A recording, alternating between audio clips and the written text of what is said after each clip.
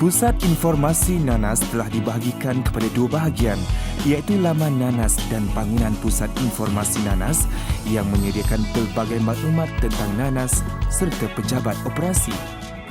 Tujuannya adalah untuk mempromosikan kepada pelancong dengan kepelbagaian varieti nanas serta segala informasi tentang nanas.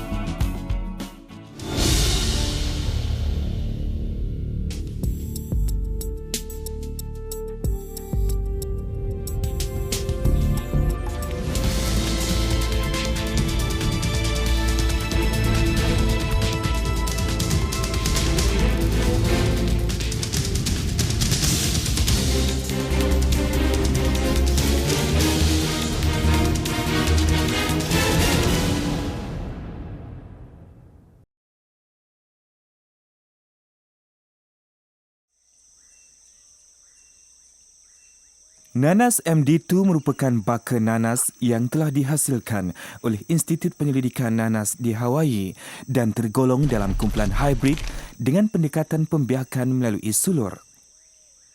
Ia mempunyai ciri daun yang tidak berduri. Kulit buahnya berwarna hijau terang dengan isi yang berwarna kuning keemasan. Bentuk buah nanas MD2 adalah berbeza dengan nanas yang lain, iaitu berbentuk silinder dan mempunyai jumlah mata antara 120 hingga 160 dengan berat mencecah 2.5 kg sebiji. Nanas MD2 mempunyai kualiti yang tinggi dengan rasanya yang manis, tinggi kandungan fiber serta 4 kali ganda lebih tinggi kandungan vitamin C berbanding dengan nanas-nanas lain yang berada di pasaran.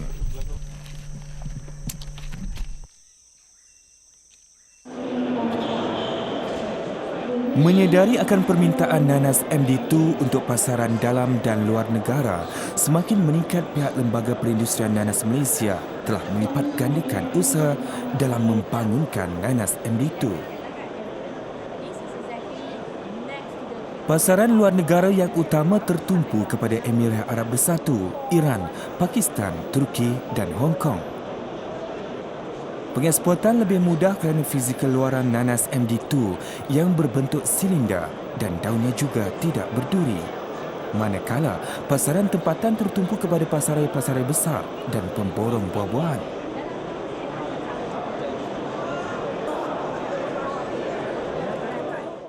Program Asia Fruit ini is very good for promoting Malaysia, giving us a very good platform to bring up Malaysia fruit to international market. Kementerian Pertanian sudah banyak menolong industri nanas dan agriculture sector in Malaysia, which is providing a lot of funding under NKA to all those growers, which is very good.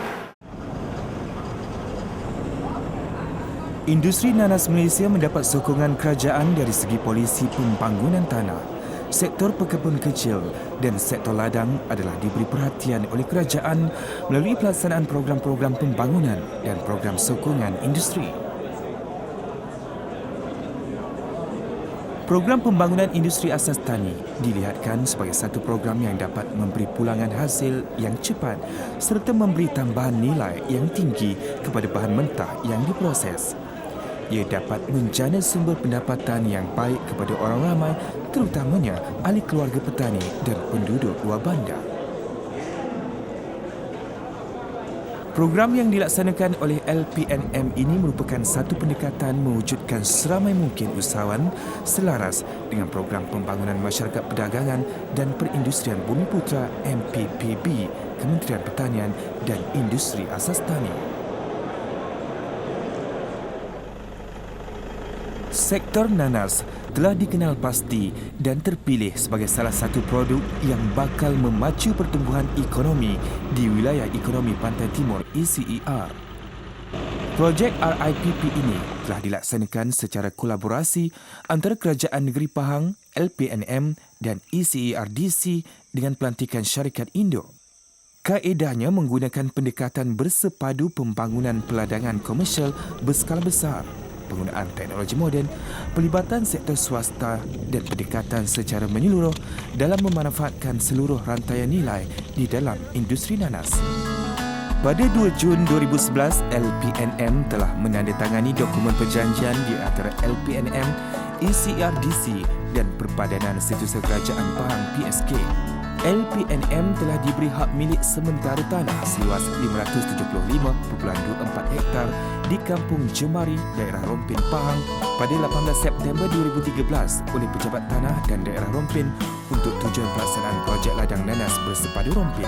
Tanaman di sini 100% adalah varieti MD2, di mana pasaran MD2 adalah menjadi pasaran utama di pasaran antarabangsa dan juga domestik. Peranan Lembaga Persinanan Malaysia di sini adalah sebagai agensi pelaksana bagi memastikan kejayaan ini mencapai tahap yang telah ditetapkan ataupun KPI yang telah diselesaikan.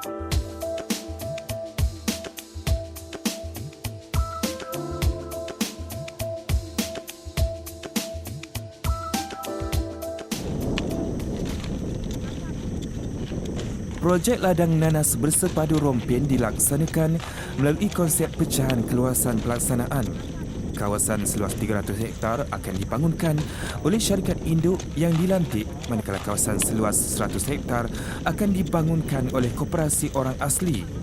Sementara itu, kawasan seluas 80 hektar akan ditawarkan kepada 20 pengusaha nanas komersial dengan keluasan 4 hektar setiap pengusaha. Mengikut analisis yang dibuat oleh LPNM, pekebun yang mengusahakan tanaman nanas melebihi 2 hektar bagi varieti MD2 boleh memperoleh purata pendapatan bersih sehingga RM6,000 bagi setiap hektar sebulan. Justru LPNM kini memberi tumpuan kepada penanaman nanas berskala komersial yang boleh diuruskan secara berkelompok atau melalui koperasi untuk memastikan pengusaha yang terbabit mampu memperoleh pendapatan lebih baik melalui pengurusan cekap dan sistematik. Berdasarkan kepada situasi semasa ini, pasaran nanas segar Malaysia mempunyai kelebihan untuk menumpukan syar pasaran nanas segar di rantau Asia, Australia, New Zealand dan Timur Tengah dengan pesaing yang terdekatnya adalah terdiri daripada Filipina, Thailand dan Indonesia. Bagi memastikan keberkesanan dalam projek yang dijalankan, LPNM bersedia memajak dan membenarkan syarikat induk membangunkan tanaman nanas di tanah LPNM. Pokok nanas mengeluarkan 3 jenis sulur yang boleh digunakan untuk penanaman, iaitu sulur angin, sulur tangkai dan sulur tanah. Pihak LPNM akan bertindak sebagai agensi pelaksana.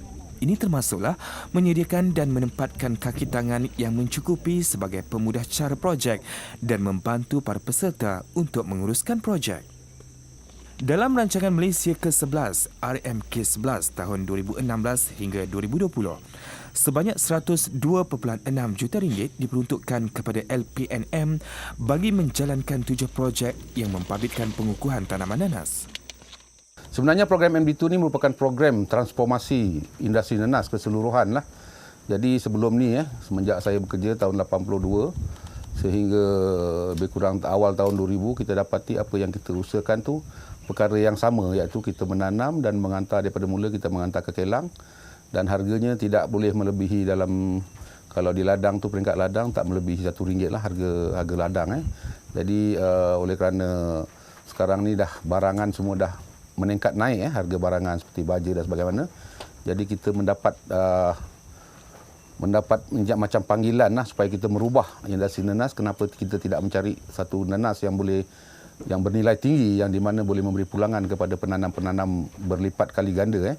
Jadi semenjak tu saya terfikirlah adanya benih di Filipina yang bernilai tinggi, dan kita pun berusaha untuk memasuk, iaitu di tahun 2008 tu kita dah mula memasuk benih itu, dan sehingga sekarang di mana saya sendiri pada ketika itu hanya syarikat besar lah yang mampu menanam, kerana benih yang dibawa masuk daripada luar ni melibatkan kos yang terlalu tinggi lah.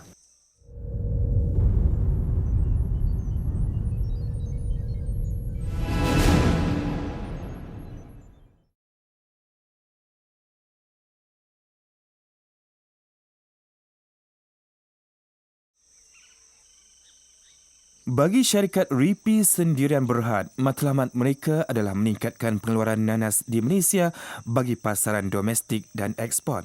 Syarikat ini juga mewujudkan peluang pekerjaan buat masyarakat setempat dengan menjana pekerjaan dan mewujudkan peluang perniagaan. Pengambilan 100% tenaga kerja tempatan dengan 85% daripadanya orang asli membantu kepada ekonomi orang asli. Selain itu, RIPI bertanggungjawab dalam membantu kepada penubuhan koperasi orang asli di samping memberi latihan dan cara penanaman nanas kepada mereka. Pihak LPNM akan menyalurkan bantuan input pertanian melalui skim bantuan kewangan untuk pekebun kecil kepada peladang kontrak dan koperasi orang asli. Selain itu, mereka bertanggungjawab dalam penyelenggaraan bangunan-bangunan utama, infrastruktur dan utiliti yang dibina oleh ECRDC di dalam kawasan projek. Rompik Integrated Pineapple Industri Sdn Bhd merupakan syarikat induk bagi projek RIPP. Okey, kita ladang kita yang telah kita bertanam seluas 300 ekar telah siap bertanam untuk fasa pertama. Untuk fasa kedua ialah lagi 100 ekar kita akan dah mula pun bertanam dan keluasan yang dapat tanam lebih kurang dalam 40 ekar lah. Selagi kawasan yang telah kita bersihkan ialah seluas 80 ekar lah. Maknanya bagi 20 ekar tu kita akan kerjakan target kita sehingga tahun ni. Untuk pelaksanaan penanaman bagi koperasi orang asli seluas 100 hektar, penanaman akan diuruskan oleh syarikat induk yang telah dilantik. Sumber benih nanas MD2 adalah dibekalkan oleh LPNM di bawah perjanjian pemberian insentif benih nanas MD2 di mana dalam tempoh 3 tahun pihak koperasi perlu memulakan 2 sulur bagi 1 sulur yang dibekalkan kepada LPNM. Bagi petak ladang usahawan kontrak, keluasan yang diperuntukkan adalah seluas 80 hektar dengan dibahagikan kepada 20 usahawan yang terdiri daripada syarikat atau pertubuhan atau koperasi komersial yang berpengalaman dalam bidang pertanian. Pihak LPNM bertanggungjawab dalam membantu syarikat induk dalam pengkomersialan produk termasuk memudahkan permohonan import dan ekspor, permit bagi penjualan dan pembelian produk. Selain itu, LPNM juga bertindak dalam menangani dan menyelesaikan semua isu-isu pembangunan operasi. Sebagai wakil bagi pihak ECRDC untuk mengurus, LPNM akan memantau dan memastikan bahawa prestasi syarikat induk dan padang kontrak pada setiap masa hendaklah mengikut SOP seperti mana yang dibangunkan oleh syarikat induk dan diluluskan oleh ECRDC untuk melaksanakan operasi projek dan mematuhi undang-undang, peraturan dan garis panduan yang mungkin relevan dan terpakai kepada projek dari semasa ke semasa. Satu hari kita boleh menghasilkan maksimum sehingga 300 kotak nanas MD2 daripada pukul 8 pagi hingga 8 malam. Dari segi pasaran domestik, kita menerima banyak permintaan dan kita telah pasarkan di sekitar kawasan Negeri Pahang iaitu di sekitar kawasan Muazzam Shah, kawasan Kuala Rompin, kawasan Pekan dan hingga ke kawasan Temerloh. Dan kita juga menerima tempahan di sekitar kawasan Kuala Lumpur dan juga sekitar negeri Selangor. Bagi ekspor ke luar negara, buat masa ini kita masih lagi kekurangan teknologi dan juga kemahiran mahir untuk memenuhi permintaan ekspor. Dan sekarang kita hanya boleh pasarkan ke luar negara secara percubaan. Kita cuba memasarkan melalui klien-klien kita di sekitar negara China, Jepun dan juga Korea. Dan kita juga telah menerima kunjungan mereka untuk mencuba kita punya buah nanas MD2 dan mereka sangat berpuas hati dan mereka mengharapkan kita dapat memasarkan ke negara mereka. Bagi syarikat RIPI Sdn Bhd, jumlah pengeluaran yang dihasilkan masih belum mampu lagi untuk memenuhi permintaan baik dari pasaran domestik maupun luar negara. Justru perancangan mereka pada masa akan datang adalah dengan melipat gandakan usaha dari segi penanaman nanas MD2 agar dapat memaksimalkan pengeluaran sesuai dengan matlamat LPNM dalam menjadikan produk nanas sebagai salah satu ekspor utama buah tropika di Malaysia. Saya bekerja di sini sebagai pekerja ladang dan diberi peluang pada Januari tahun lepas oleh syarikat untuk melakukan latihan sebagai pekerja di Pusat Pengumpulan Nenas Ripi Sdn Bhd. Latihan yang saya dapat di sini dapat handling buah-buah nenas daripada di CPPC inilah. Saya dapat belajarlah sedikit banyak macam mana nak test nenas, rasa dia, test break dan macam mana nak kontrol buah daripada ladang datang, kita buat harvest dan sorting buah, lepas tu baru packing.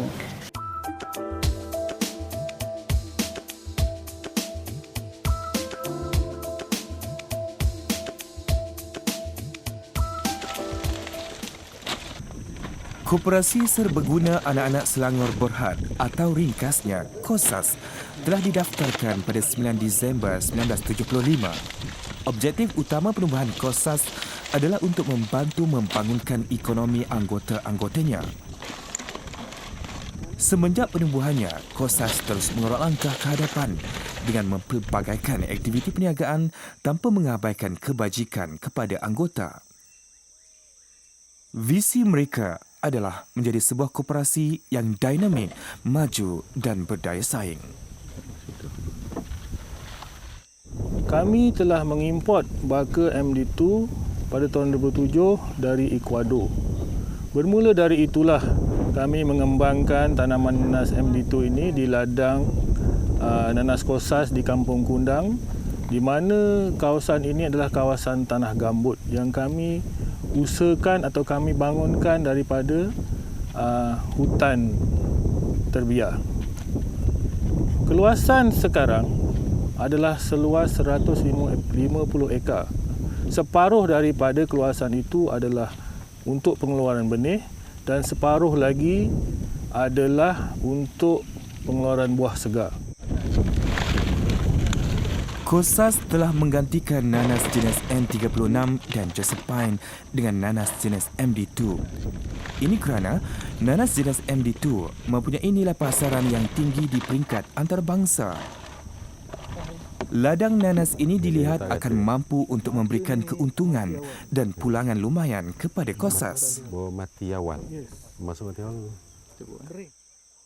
Okay, kalau kita lihat pada kenapa tujuan untuk dipakaikan topi, kerana mengelakkan daripada panahan cahaya matahari supaya mengelakkan buah ni kering kena matahari. Okay. Dia pakai topi ni ada tujuan dia untuk mengelakkan cahaya matahari macam ni. Jadi kalau ada cahaya matahari, buah tu tak akan rosak. Dan kalau dia ada matahari, buah ni akan kering dan rosak, akan melencatkan untuk pasaran tempatan, buah tak akan diterima. Ini contoh MD yang sebenar lah. Kalau ikut dalam bentuk gantang. Ciri-ciri dia memang berbeza dengan nanas lain lah. Daripada atas ke bawah, agak rata, bawah, jambul ni agak besar sedikit. Ni, kalau tengok ni dalam grade apa isi asal? Dia kurang grade C. Ini grade C. Ini contoh. Ini dah masak secara keseluruhan. Ini masak dalam 2 hingga 3 mata masak.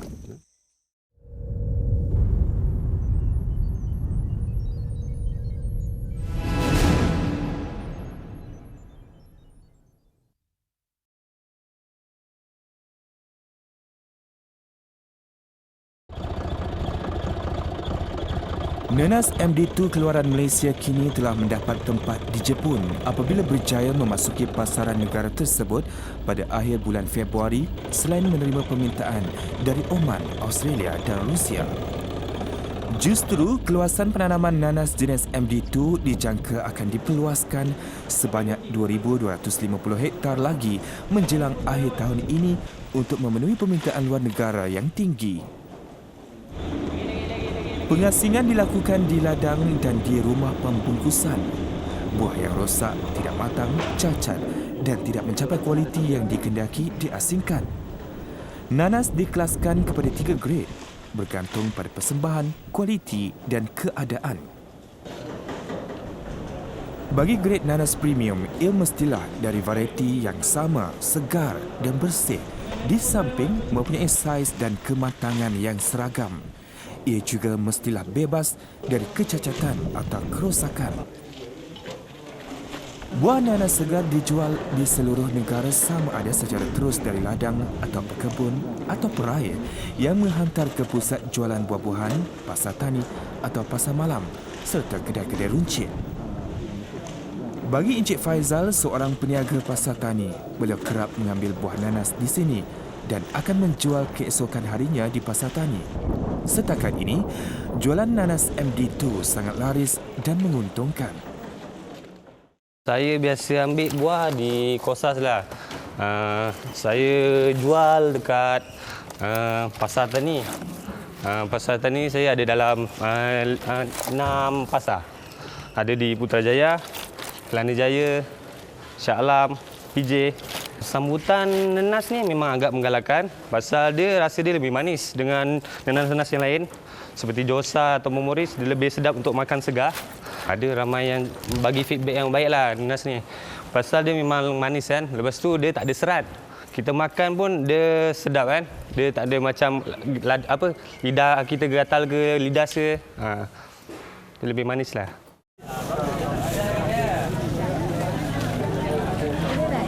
Mana sedap. Mana manis. Saya selalu beli sini saja.